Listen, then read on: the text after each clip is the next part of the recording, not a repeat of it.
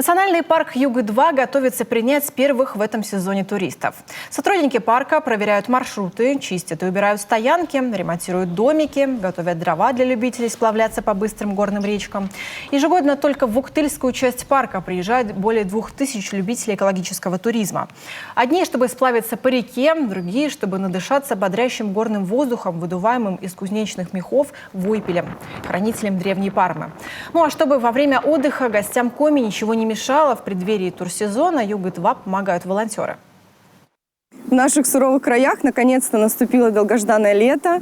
В национальном парке Юга-2 вовсю кипит работа. Мы готовимся к новому летнему туристическому сезону. С группой волонтеров мы отправились на туристический приют и сплав по реке Почерем. Нашими силами были убраны туристические стоянки, наведен порядок. Мы вымыли окна, заменили клеенки на столах, чтобы было уютненько нашим туристам останавливаться. На кое-каких стоянках был выполнен мелкий косметический ремонт. Мы установили трапики, подтянули двери.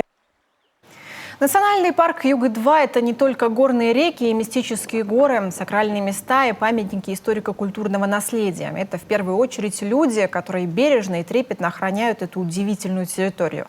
Так, в уктыльском филиале 30 сотрудников. Здесь нет случайных людей, только профессионалы, которые посвятили себя заповедному делу.